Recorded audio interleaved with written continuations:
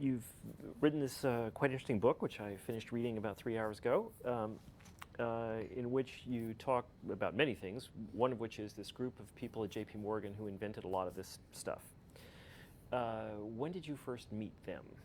I first ran into them in the spring of 2005. It was almost the first week of my time on the capital markets job. I was appointed capital markets editor in the spring of 2005.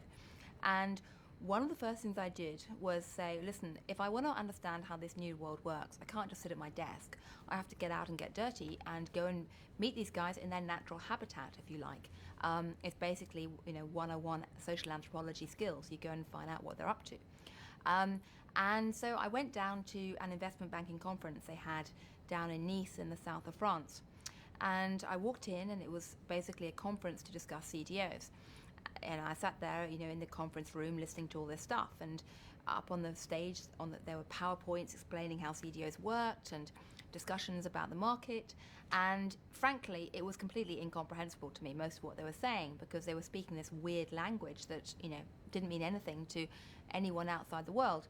So while I was sitting there feeling, quite mystified and a bit bored, I started flicking through the biographies of the speakers, and I spotted in the biographies that a lot of them had used to work at JP Morgan.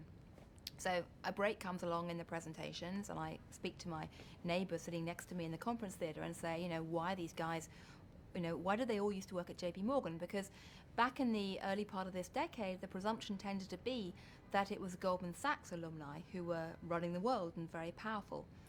And he said to me, this guy in the conference theatre, well, the Morgan Mafia created the credit derivatives market. They didn't actually invent the products, but they created the whole marketplace, and they're still very powerful. And so I got intrigued and thought, well, maybe I should try and start tracking down some of the Morgan Mafia, as they say, and see what they had to say. When you spoke with them, did they understand that they were creating risky things and that they were being used in risky ways? Absolutely not. Most of them had spent the second half of the 1990s thinking that they were creating products that were designed to mitigate risk. And they thought they were creating instruments that could make a financial system that would become safer, more stable, less risky in the future. Of course, they were creating these products because they also hoped to get nice bonuses and create businesses for the banks and make profits. They were bankers. They weren't angels or charity workers. But they thought that these products were actually going to be good.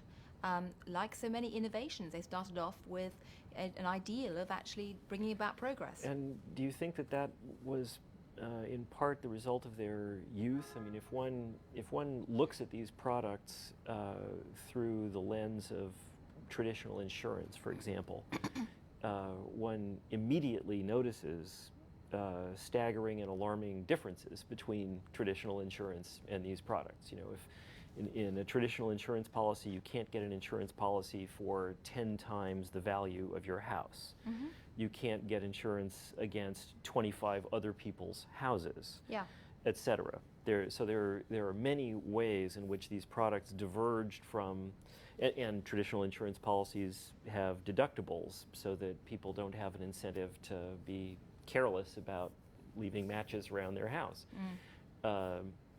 And so, there are these enormous structural differences between traditional prudential insurance policies that are intended to mitigate risk and these other products. Did they understand that?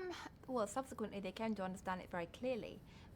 But I think in the beginning, of course, there was an incentive to believe their hype, and they drank the Kool-Aid because it was convenient for them, because they were going to, build their careers on the back of it. I think they also thought that people would use this stuff pretty carefully and sensibly and rationally.